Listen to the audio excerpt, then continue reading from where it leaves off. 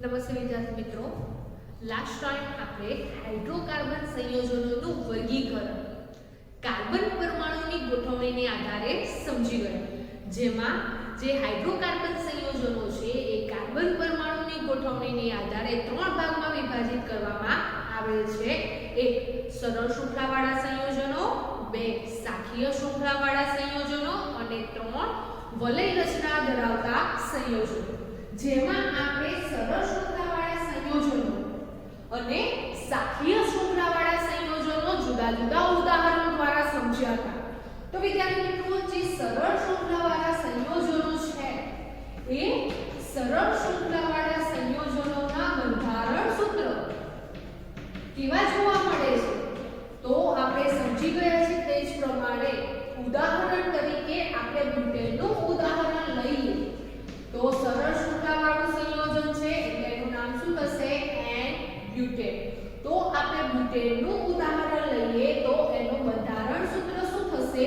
તો એનું બંધારણ સૂત્ર થશે કાર્બન છે એ કાર્બન પરમાણુઓ એકબીજા સાથે એક સીધી કરોડમાં ગોઠવાયેલા જોવા મળે છે અને તેની સાથે હાઇડ્રોજન પરમાણુની સંખ્યા કેટલી જોવા મળે છે? તો એની સાથે હાઇડ્રોજન પરમાણુની સંખ્યા 10 જોવા મળે છે. તો આ જે પણ કોઈ બ્યુટેન છે એ બ્યુટેનનું આણ્વિય સૂત્ર શું થાય છે? તો એનું આણ્વિય સૂત્ર થાય છે C4H10. તો જે સરળ શૃંખલા ધરાવતું સંયોજન છે એનો બંધારણીય સૂત્ર કાર્બન પરમાણુઓ છે એ કાર્બન પરમાણુ એક સીધી હરોળમાં ગોઠવાયેલા જોવા મળે છે. એવી જ રીતે આપણે શાખીય શૃંખલાવાળા સંયોજનોનું ઉદાહરણ લઈએ તો શાખીય શૃંખલાવાળા સંયોજન એમાં પણ આપણે આ બ્યુટેનનું જ ઉદાહરણ લઈએ તો જે બ્યુટેન છે એ બ્યુટેન શાખીય શૃંખલાવાળું સંયોજન છે તેને શું કહેવામાં આવશે? તો એને આઇસોબ્યુટેન તરીકે ઓળખવામાં આવે છે અને એનું આણ્વિય સૂત્ર શું થાય છે? તો એ જે આઇસોબ્યુટેન છે એ આઇસોબ્યુટેનનું આણ્વિય સૂત્ર પણ C4H10 જોવા મળે છે અને તેના બંધારણીય સૂત્રમાં જે 4 કાર્બન પરમાણુ છે એ 4 કાર્બન પરમાણુમાંથી 3 કાર્બન પરમાણુ સીધી હરોળમાં ગોઠવાયેલા જોવા મળે છે અને એક કાર્બન પરમાણુ છે એ વચ્ચે રહેલો જે કાર્બન પરમાણુ છે એની સાથે શાખા બનાવે છે અને નવું બંધારણીય સૂત્ર જોવા મળે છે અને કેવું છે? તો શાખા ધરાવતું જોવા મળે છે. જેમાં હાઇડ્રોજન પરમાણુની સંખ્યા કેટલી જોવા મળે છે? તો જેમાં હાઇડ્રોજન પરમાણુની સંખ્યા 10 જોવા મળે છે. તો વિદ્યાર્થી મિત્રો, તમે અહીંયા જોઈ શકો છો કે આ જે બ્યુટેન છે એ બ્યુટેનનું આણ્વિય સૂત્ર C4H10 છે. હવે સરળ શૃંખલાવાળા સંયોજનો હોય કે શાખીય શૃંખલાવાળા સંયોજનો હોય એમાં જે પણ કોઈ સંયોજનો છે એ સંયોજનોનું આણ્વિય સૂત્ર કેવું જોવા મળે છે? સરખું જોવા મળે છે, પરંતુ તેમનો જે બંધારણીય સૂત્ર છે એ બંધારણીય સૂત્ર કેવું જોવા મળે છે? તો તેમના બંધારણીય સૂત્ર આપણને જુદા જુદા જોવા મળે છે.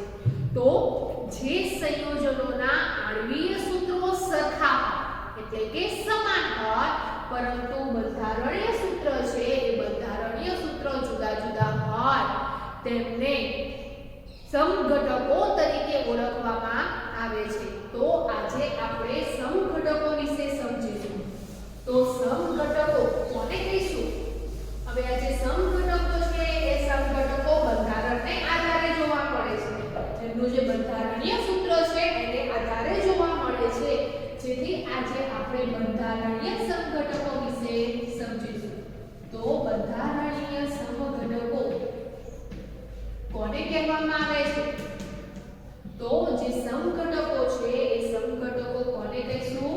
તો જે પણ કોઈ સંયોજનો છે એ સંયોજનોના આણ્વિય સૂત્ર કેવા હશે? સમાન હશે એટલે કે સરખા હશે. પરંતુ બંધારણીય સૂત્ર કેવા જોવા મળશે? તો બંધારણીય સૂત્ર જુદા જુદા હોય તેમને બંધારણીય સમઘટકો કહેવામાં આવે છે. તો વિદ્યાર્થી મિત્રો લાસ્ટ ટાઈમ આપણે સરળ શૃંખલાવાળા સંયોજનો અને શાખીય શૃંખલાવાળા સંયોજનો સમજી ગયા છે, જેમાં જે પણ કોઈ સંયોજનો છે એ સંયોજનોના આણ્વીય સૂત્ર સરખા જોવા મળે છે, પરંતુ તેમના બંધારણીય સૂત્ર કેવા જોવા મળે છે? તો તેમના બંધારણીય સૂત્ર જુદા જુદા જોવા મળે છે. તો તેમને સમઘટકો કહેવામાં આવે છે. તો સમઘટકો આપણે ઉદાહરણ દ્વારા સમજીએ કે આણ્વીય સૂત્ર સરખા હોય પરંતુ બંધારણીય સૂત્ર જુદા જુદા. તો સૌથી પહેલા ઉદાહરણમાં લઈએ આપણે બ્યુટેનના સમઘટકો.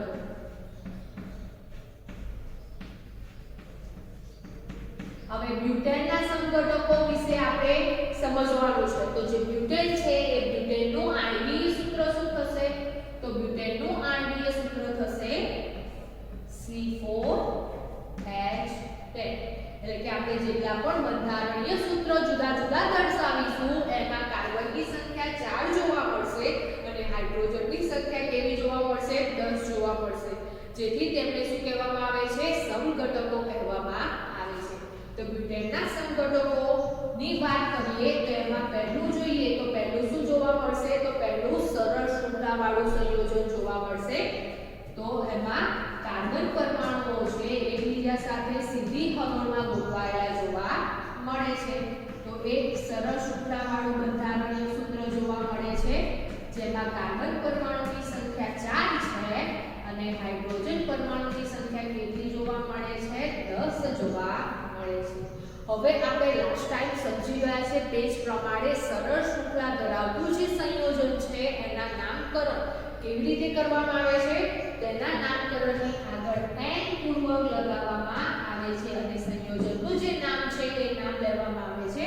તો આને કહેવામાં આવે છે n-બ્યુટેન. અને તેવી જ રીતે બીજા નંબરે આપણે તેનું બંધારણીય સૂત્ર સમજીએ તો બીજા નંબરમાં શું થાય છે?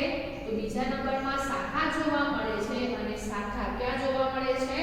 તો 3 કાર્બન પરમાણુઓ એકબીજા સાથે સીધી હરોળમાં ગોઠવાયેલા જોવા મળે છે અને એક કાર્બન પરમાણુની શાખા જોવા મળે છે અને એ શાખા છે એ બીજા નંબરના કાર્બન સાથે જોવા મળે છે અને તેની આસપાસ 10 હાઇડ્રોજન પરમાણુઓ જોવા મળે છે. તો અહીંયા આ જે બંધારણીય સૂત્ર છે એ બંધારણીય સૂત્રમાં જોઈએ તો કાર્બન પરમાણુની સંખ્યા કેટલી છે?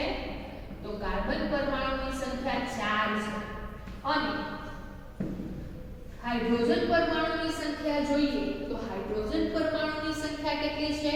તો હાઇડ્રોજન પરમાણુની સંખ્યા 10 જોવા મળે છે. તો આણ્વીય સૂત્ર બંનેના કેવા જોવા મળે છે? સરખા જોવા મળે છે, પરંતુ એનું બંધારણ કેવું જોવા મળે છે? તો બંધારણ એનું જુદું જુદું જોવા મળે છે. જેથી અહીંયા આ બંને છે એ બ્યુટેનના સમઘટકો કહેવામાં આવે છે. હવે વિદ્યાર્થી મિત્રો અહીંયા આ જે બંધારણ સૂત્ર છે એ બંધારણ સૂત્રમાં શાખા જોવા મળે છે. એટલે કે શાખીય શૃંખલાવાળું સંયોજન છે.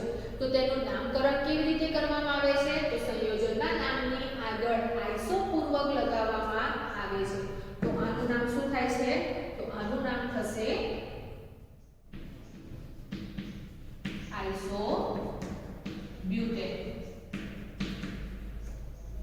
આ ઉપરાંત વિદ્યાર્થી મિત્રો અહીંયા આ જે પણ કોઈ શાખા ધરાવતા જે બંધારણીય સૂત્ર છે એ બંધારણીય ધરાવતા સૂત્રોના નામમાં આગળ આઈસો પૂર્વક લગાવવામાં તો આવે છે, પરંતુ તેમનું નામકરણ બીજી રીતે પણ કરવામાં આવે છે. તો બીજી કઈ રીતે તેમનું નામકરણ કરવામાં આવે છે? તો તે માટે આપણે જે આલ્કેન સંયોજનનું સામાન્ય સૂત્ર સમજી ગયા છે. તો આલ્કેન સંયોજનનું સામાન્ય સૂત્ર શું થાય છે? CnH2n+2. આ જે સૂત્ર છે એ સૂત્ર આપણે સમજી ગયા છે. તેવી જ રીતે જે સંયોજનોમાં સામાન્ય સૂત્ર CnH2n+1 જોવા મળે છે તેવા જે સંયોજન છે એ સંયોજનોને શું કહેવામાં આવે છે?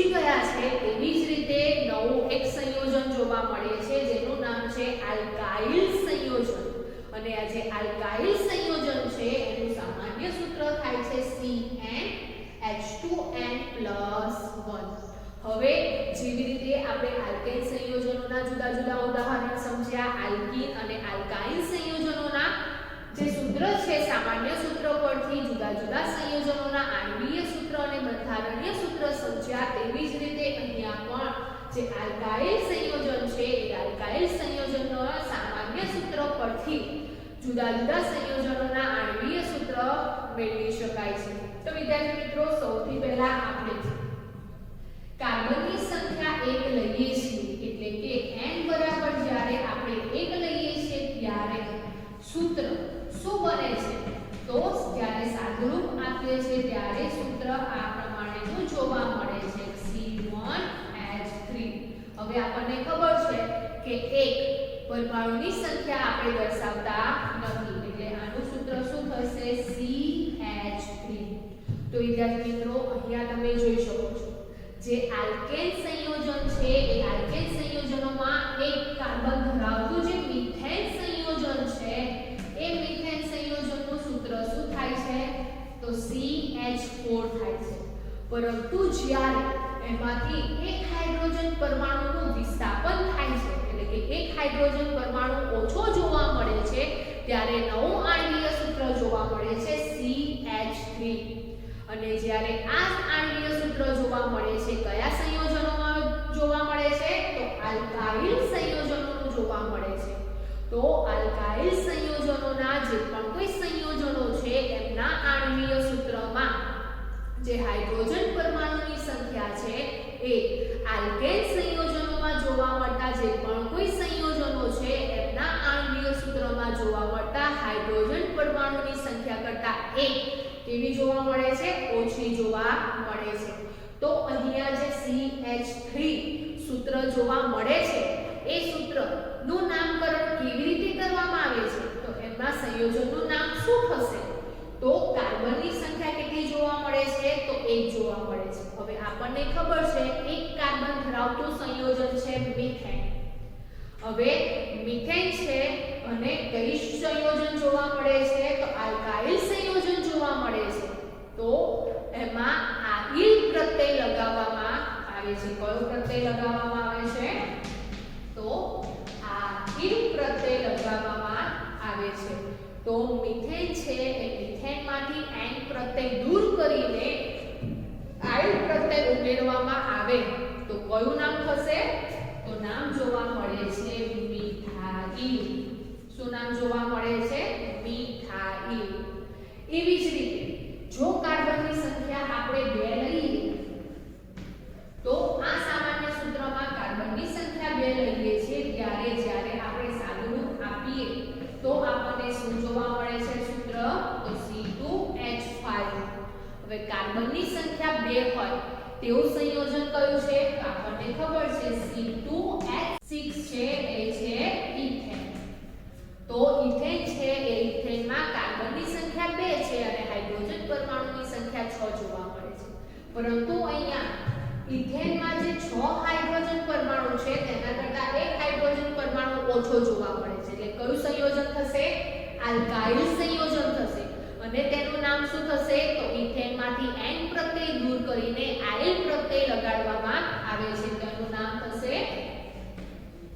ઇથાઇલ એવી જ રીતે 3 કાર્બન ધરાવતું જે સંયોજન છે એ 3 કાર્બન ધરાવતું સંયોજન C3H7 આપણને મળે છે એનું નામ શું થશે પ્રોપાઇલ અને એવી જ રીતે બ્યુટાઇલ એમ આલ્કાઇલ સંયોજનોના નામમાં આઇલ પ્રત્યય જોવા મળે છે તો વિદ્યાર્થી મિત્રો અહીંયા જે આલ્કાઇલ સંયોજન છે એ આલ્કાઇલ સંયોજનોમાં આપણે મિથાઇલ જોઈએ તો મિથાઇલનું આણ્વીય સૂત્ર શું જોવા મળે છે CH3 તો વિદ્યાર્થી મિત્રો અહીંયા આ જે આઇસોબ્યુટેન છે એ આઇસોબ્યુટેનનું આપણે બીજું નામ પાડવું છે એટલે કે બીજું નામકરણ કરવું છે તો કેવી રીતે કરીશું તો બીજા નામકરણ કરવા માટે સૌથી પહેલા શું ધ્યાનમાં લેવાનું છે તો સૌથી પહેલા આપણે એ ધ્યાનમાં લેવાનું છે કે સીધી હરોળમાં ગોઠવાયેલા જે કાર્બન પરમાણુઓ છે તેમની સંખ્યા કેટલી જોવા મળે છે.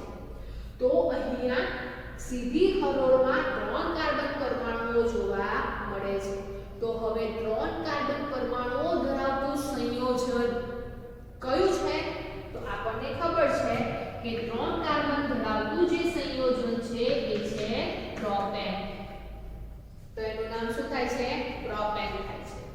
આ ઉપરાંત વિદ્યાર્થી મિત્રો હવે શાખા છે એ શાખા કયા સૂત્રની બને છે?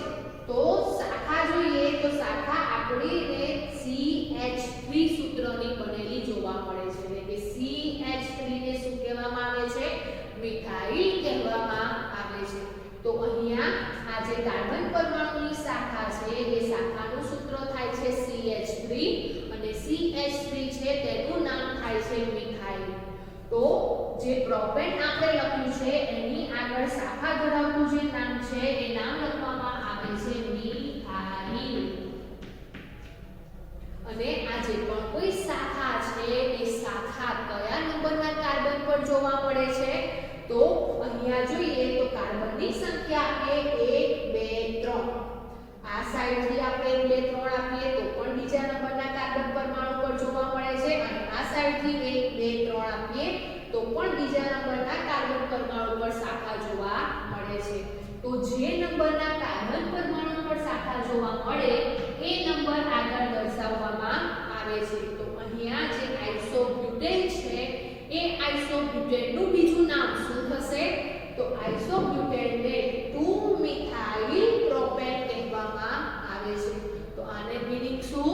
તો સીધી હરોળમાં 3 કાર્બન પરમાણુઓ છે ગોઠવાયેલા જોવા મળે છે.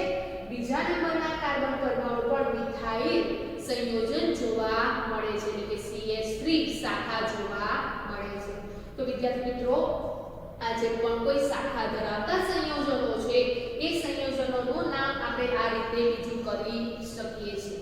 તેવી જ રીતે વિદ્યાર્થી મિત્રો અહીંયા આ જે પણ કોઈ બંધારણીય સૂત્ર છે એ બંધારણીય સૂત્રને બીજી કઈ રીતે લખી શકાય? તો અગાઉ આપણે સમજી ગયા છે તે જ પ્રમાણે અહીંયા આ જે પણ કોઈ બંધારણીય સૂત્ર છે એ બંધારણીય સૂત્રમાં જો આ સરળ શૃંખલાવાળા સંયોજનો છે એને આ રીતે પણ દર્શાવી શકાય છે CH3 CH2 CH2 CH3. અહીંયા જે પણ 4 કાર્બન પરમાણુઓ છે એમની પાસે જેટલી સંખ્યામાં હાઇડ્રોજન પરમાણુઓ જોવા મળે છે તે પ્રમાણે તેમનું બંધારણીય સૂત્ર દર્શાવી શકાય છે. અને તેવી જ રીતે અહીંયા આ જે બંધારણીય સૂત્ર છે તેને આ રીતે પણ દર્શાવી શકાય છે CH3 CH એની સાથે શાખા જોવા મળે છે CH3 CH3. તો આ બંધારણીય સૂત્રને આપણે આ રીતે પણ દર્શાવી શકીએ છીએ. અહીંયા શાખા જોવા મળે છે જેથી તેને આઇસોબ્યુટેન કહેવામાં આવે છે. આ ઉપરાંત બીજું નામ કેવી રીતે કરી શકાય? તો સીધી હરોળમાં જોવા મળતા 3 કાર્બન પરમાણુ છે તે 3 કાર્બન પરમાણુ ધરાવતું સંયોજન કયું છે? પ્રોપેન છે. ઉપરાંત શાખા કોની જોવા મળે છે? તો મિથાઇલની શાખા જોવા મળે છે. તો મિથાઇલ પ્રોપેન અને આ જે મિથાઇલ શાખા છે એ કયા કાર્બન પરમાણુ પર જોવા મળે છે? તો બીજા નંબરના કાર્બન પરમાણુ પર જોવા મળે છે જેથી તેનું નામ શું થશે? 2 મિથાઇલ પ્રોપેન. તો કોઈ પણ સંયોજનના જે બંધારણીય સૂત્ર છે એ બંધારણીય સૂત્રને તમે આ રીતે પણ દર્શાવી શકો છો. તો અહીંયા જે બ્યુટેન છે એ બ્યુટેનના 2 સંઘટકો જોવા મળે છે. તેવી રીતે હવે જોઈએ આપણે પેન્ટેનના સંઘટકો. હવે પેન્ટેન છે એટલે કાર્બન પરમાણુની સંખ્યા કેટલી જોવા મળશે? તો પેન્ટેનમાં કાર્બન પરમાણુની સંખ્યા 5 જોવા મળે છે જેથી તેમનું આણ્વિય સૂત્ર શું થશે? C5H12 જોવા મળે છે. હવે તેમના સંઘટકો જોઈએ તો સૌથી પહેલા સંઘટકમાં શું જોવા મળશે? તો 5 કાર્બન પરમાણુ સીધી હરોળમાં જોવા મળે છે. તો પહેલો સંઘટક જોઈએ આપણે જે 5 કાર્બન પરમાણુ છે એમાં જે 5 કાર્બન પરમાણુ એકબીજા સાથે સીધી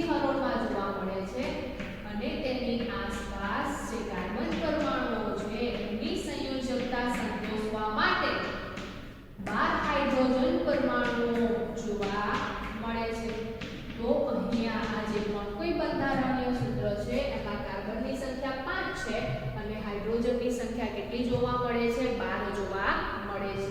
તો સીધી હરોળમાં ગોઠવાયેલા જે પણ કોઈ સંયોજનો છે એને શું કહીશું આપણે? N pentane.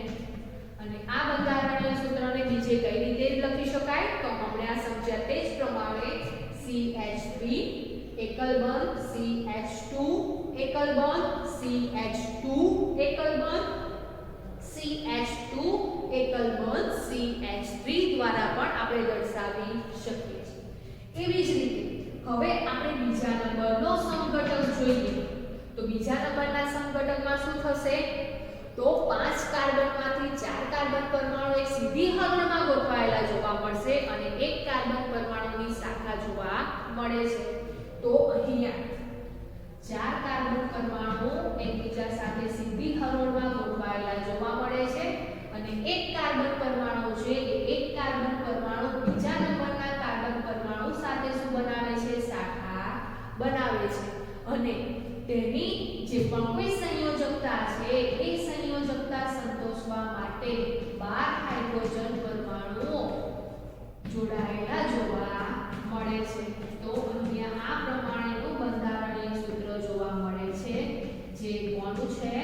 પેન્ટેનનું છે. એટલે કે કાર્બનની સંખ્યા 5 છે, હાઇડ્રોજનની સંખ્યા 12 છે, પરંતુ શાખા કેટલી જોવા મળે છે? એક શાખા જોવા મળે છે. તો શાખા ધરાવતા સંયોજનને આપણે શું કહીએ છીએ? તો શાખા ધરાવતું જે સંયોજન છે એને કહીએ છીએ આપણે આઇસોપેન્ટેન. શું કહીએ છીએ? આઇસોપેન્ટેન. આ ઉપરાંત હમણાં સમજ્યા તે પ્રમાણે હવે આઇસોપેન્ટેનનું આપણે નામ બીજું કરવું છે. તો બીજું કેવી રીતે લખી શકાશે? તો વિદ્યાર્થી મિત્રો અહીંયા અગાઉ લાસ્ટ ટાઈમ આપણે સમજી ગયા છે કે આ કાર્બન પરમાણુની જે શાખા છે એ શાખા તમે અહીંયા પણ દર્શાવી શકો છો, આ કાર્બન પરમાણુ પણ દર્શાવી શકો છો. પણ જ્યારે તમે આ કાર્બન પરમાણુ પર દર્શાવો છો ત્યારે કાર્બનની સંખ્યા કઈ તરફથી લેવામાં આવે છે? ત્યારે કાર્બનની સંખ્યા આ તરફથી ગણવામાં આવે છે. એટલે કે આ કાર્બનને 1 નંબર આપવામાં આવે છે. તો જ્યારે આ નંબરના કાર્બન પર તમે શાખા દર્શાવો છો ત્યારે નામ થાય છે 1, 2 નામ જોવા મળે છે. એવી જ રીતે અહીંયા દર્શાવો તો આ કાર્બન પર એક નામ આપવામાં આવે છે, એટલે કે 1 નંબર આપવામાં આવે છે. તો 1 અને 2 નંબર આપણે જોવા મળે છે. તો બંને બાજુમાંથી કોઈ પણ તમે કાર્બન પરમાણુ પર તમે શાખા દર્શાવી શકો છો અને તેનું નામ કેવું થશે? તો તેનું નામ એક સરખું જ જોવા મળે છે જેને આઇસોપેન્ટેન કહેવામાં આવે છે અથવા તો શું કહેવામાં આવે છે? તો સૌથી પહેલા તો એનું બીજું નામ કેવી રીતે કરીશું? તો બીજું નામ લખવા માટે સીધી હરોળમાં ગોઠવાયેલા 4 કાર્બન પરમાણુ છે. તો 4 કાર્બન પરમાણુ ધરાવતું સંયોજન બ્યુટેન. ઉપરાંત શાખા કયા સંયોજનની જોવા મળે છે? તો શાખામાં જ કાર્બન છે એ કાર્બન પરમાણુ સાથે 3 હાઇડ્રોજન પરમાણુ જોવા મળે છે. એટલે કે CH3 જોવા મળે છે. તો CH3 ને શું કહેવામાં આવે છે? તો CH3 ને મિથાઇલ કહેવામાં આવે છે. તો આનું નામ શું થશે? Methyl butane. પરંતુ આ જે મિથાઇલ છે એ શાખા કયા કાર્બન પરમાણુ પર જોવા મળે છે? તો બીજા નંબરના કાર્બન પરમાણુ પર જોવા મળે છે, જેથી તેનું નામ શું થાય છે? 2-મિથાઇલ બ્યુટેન. અને એવી જ રીતે ત્રીજા નંબરનો આપણે સમઘટક જોઈએ. તો ત્રીજા નંબરના સમઘટકમાં હવે 3 કાર્બન પરમાણુ એકબીજા સાથે સીધી હરોળમાં ગોઠવાયેલા જોવા મળે છે. તો 3 કાર્બન પરમાણુ છે એકબીજા સાથે સીધી હરોળમાં ગોઠવાયેલા જોવા મળે છે અને જે 2 કાર્બન પરમાણુ છે એ બંને કાર્બન પરમાણુ બીજા નંબરના કાર્બન પરમાણુ સાથે 2 શાખાઓ જોવા મળે છે. એટલે કે બીજા કાર્બન પરમાણુ સાથે 2 શાખાઓ બનાવે છે અને તેની આસપાસ સંયોજકતા સંતોષવા માટે 12 હાઇડ્રોજન પરમાણુઓ જોવા મળે છે. તો અહીંયા આ જે પણ કોઈ બંધારણીય સૂત્ર છે એ બંધારણીય શાખાઓ કેટલી જોવા મળે છે? તો શાખાઓ 2 જોવા મળે મળે છે, જેથી અહીંયા આનું નામ શું થશે? તો આનું નામ છે જેને નિયોપેન્ટેન તરીકે ઓળખવામાં આવે છે. તો બે શાખા ધરાવતું જે પણ કોઈ સંયોજન છે એને નિયોપેન્ટેન તરીકે ઓળખવામાં આવે છે. આ ઉપરાંત વિદ્યાર્થી મિત્રો એનું બીજું નામ કેવી રીતે કરી શકાશે? તો બીજું નામ આપણે સમજ્યા તેવી જ રીતે કરવામાં આવે છે કે સીધી હરોળમાં ગોઠવાયેલા જેટલા પણ કાર્બન પરમાણુઓ છે તે સંયોજનનું નામ લખવામાં આવે છે, અથવા તેને શું કહીશું?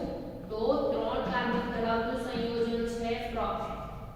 ઉપરાંત જે CH3 બે શાખાઓ જોવા મળે છે, તો મિથાઇલ સંયોજન તો છે, પરંતુ કેટલી શાખાઓ જોવા મળે છે? 2 શાખાઓ જોવા મળે છે.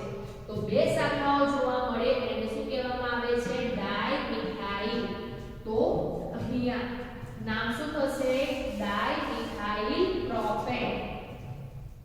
બીજું નામ થશે ડાઇમિથાઇલ પ્રોપેન. આ ઉપરાંત વિદ્યાર્થી મિત્રો અહીંયા જે મિથાઇલ 2 શાખાઓ જોવા મળે છે એ બંને શાખાઓ કયા નંબરના કાર્બન પર જોવા મળે છે? તો બીજા નંબરના કાર્બન પરમાણુ પર જોવા મળે છે. તો એની આગળ બે સંખ્યા દર્શાવવામાં આવે છે. તો જે નિયોપેન્ટેન છે એ નિયોપેન્ટેનનું બીજું નામ થશે 2,2-ડાઇમિથાઇલ પ્રોપેન. એટલે કે જે પ્રોપેન સરળ શૃંખલામાં જોવા મળે છે એમાં બીજા કાર્બન પરમાણુ પર 2 મિથાઇલ ની શાખાઓ જોવા મળે છે. આ ઉપરાંત તેનું બંધારણીય સૂત્ર તમે CH3C, ઉપરની તરફ CH3, નીચેની તરફ CH3, એકલ બંધ CH3 રીતે પણ દર્શાવી શકો છો. તો વિદ્યાર્થી મિત્રો અહીંયા જે બ્યુટેન છે એ બ્યુટેનના 2 સંઘટકો જોવા મળે છે, તેવી જ રીતે જે પેન્ટેન છે એ પેન્ટેનના 3 સંઘટકો જોવા મળે છે. તો સંઘટકો કોને કહેવાય છે? તો ઉદાહરણ દ્વારા તમે સમજી શકો છો કે આ જે પણ કોઈ આપણે બંધારણીય સૂત્ર લખ્યા છે એ બંધારણીય સૂત્રમાં કાર્બનની સંખ્યા બધામાં કેવી જોવા મળે છે? એક સરખી.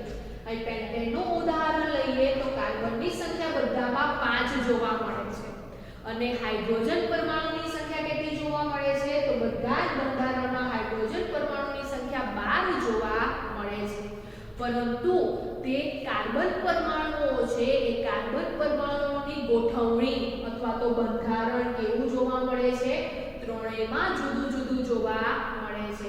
તો અહીંયા આ જે પણ કોઈ બંધારણ સૂત્ર છે એ બંધારણ સૂત્ર પેન્ટેનના જુદા જુદા જોવા મળે છે, પરંતુ આણ્વીય સૂત્ર કેવું જોવા મળે છે? એક જ જોવા મળે છે. જેથી જે સંયોજનોમાં આણ્વીય સૂત્ર સમાન હોય એટલે કે સરખા હોય અને તેમના બંધારણીય સૂત્ર જુદા જુદા હોય તેમને બંધારણીય સંઘટકો કહેવામાં આવે છે. આ ઉપરાંત વિદ્યાર્થી મિત્રો તમે પેન્ટેન છે એ પેન્ટેન પછી કયું સંયોજન જોવા મળે? તો પેન્ટેન પછી 6 કાર્બન ધરાવતું જે સંયોજન છે એ સંયોજન છે હેક્સેન. તો જે હેક્સેન છે એ હેક્સેનનું પણ ઉદાહરણ લઈ શકો છો. એટલે કે જે હેક્સેન છે એ હેક્સેનના પણ સંઘટકો જોવા મળે છે. તો હેક્સેનના સંઘટકો આપણે ટૂંકમાં સમજીએ તો કાર્બનની સંખ્યા કેટલી જોવા મળે છે? તો કાર્બનની સંખ્યા 6 જોવા મળે છે. તો સૌથી પહેલા 6 કાર્બન ધરાવતું જે સંયોજન છે એ સીધી હરોળમાં જોવા મળે છે, જેને શું કહીશું આપણે? N-હેક્સેન. તો અહીંયા પહેલું સંઘટક થશે N-હેક્સેન. તો કાર્બનની સંખ્યા 6 અને હાઇડ્રોજનની સંખ્યા કેટલી જોવા મળે છે? 14 જોવા મળે છે, જેને આપણે શું કહીએ છીએ? હેક્સેન તરીકે ઓળખીએ છીએ. તો હેક્સેનના સંઘટકમાં સૌથી પહેલા સરળ શૃંખલાવાળું સંયોજન, ત્યાર પછી અહીંયા તમે હાઇડ્રોજન પરમાણુ દર્શાવી શકો છો. એટલે કે જે કાર્બન પરમાણુ છે એ તેમની સંયોજકતા સંતોષવા માટે તેની આસપાસ હાઇડ્રોજન પરમાણુઓ જોવા મળે છે. તેવી જ રીતે બીજા નંબરે જોઈએ તો બીજા નંબરમાં 5 કાર્બન પરમાણુ છે એ સીધી હરોળમાં જોવા મળે છે અને 1 કાર્બન પરમાણુ છે એની શાખા જોવા મળશે. જે શાખા છે એને શું કહીશું આપણે આઇસોહેક્સેન. એવી જ રીતે એનું બીજું નામ કેવી રીતે થશે તો અહીંયા હાઇડ્રોજન પરમાણુ જોવા મળે છે. ઉપરાંત તેનું બીજું નામ થશે 5 કાર્બન ધરાવતો પેન્ટેન મિથાઇલ સંયોજન જોવા મળે છે અને કયા કાર્બન પરમાણુ પર જોવા મળે છે બીજા કાર્બન પરમાણુ પર એટલે કે 2 મિથાઇલ પેન્ટેન તરીકે ઓળખવામાં આવે છે. તેવી જ રીતે બીજું બંધારણીય સૂત્ર કેવી રીતે બને છે તો એમાં પણ 5 કાર્બન પરમાણુઓ એકબીજા સાથે સરળ શૃંખલામાં ગોઠવાયેલા જોવા મળે છે એટલે કે સીધી હરોળમાં ગોઠવાયેલા જોવા મળે છે અને જે એક કાર્બન પરમાણુ છે એ ત્રીજા નંબરના કાર્બન પરમાણુ સાથે શાખા બનાવે છે અને એ પ્રમાણે તેનું નામ થશે આઇસોહેક્સેન તો થશે પરંતુ બીજું નામ શું થશે તો બીજું નામ થશે 3 મિથાઇલ પેન્ટેન.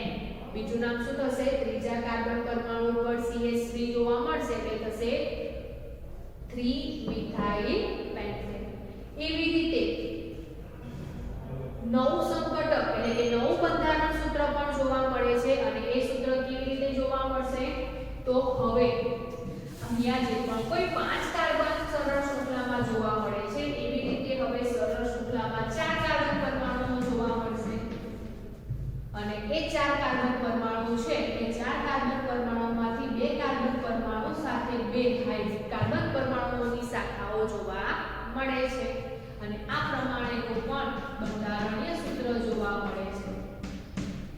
તો અહીંયા આ જે બંધારણીય સૂત્ર છે એનું નામ શું થશે નિયોહેક્સેન અથવા તો એનું નામ થશે 2,3 ડાયમિથાઇલ બ્યુટેન. આનું બીજું નામ શું થશે 2 બીજા કાર્બન પરમાણુ પર ત્રીજા કાર્બન પરમાણુ પર 2,3 ડાયમિથાઇલ બ્યુટેન તેનું નામ થશે અને એવી જ રીતે બીજું બંધારણીય સૂત્ર આ પ્રમાણે જોવા મળે છે કે આ જે પણ 4 કાર્બન ધરાવતા પરમાણુઓ છે એકબીજા સાથે સરળ શૃંખલામાં જોડાય છે અને અહીંયા 2 જે કાર્બન પરમાણુઓ છે એ બંને કાર્બન પરમાણુઓ એક કાર્બન પરમાણુ સાથે શાખાઓ દ્વારા જોવા મળે છે.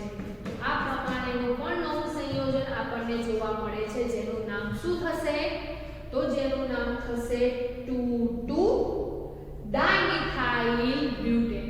અહીંયા 2,3 ડાયમિથાઇલ બ્યુટેન છે જ્યારે આનું નામ શું થશે 2,2 ડાયમિથાઇલ બ્યુટેન જોવા મળે છે.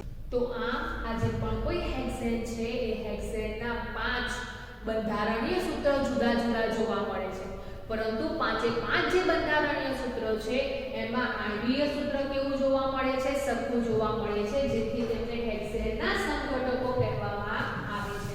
તો વિદ્યાર્થી મિત્રો અહીંયા તમે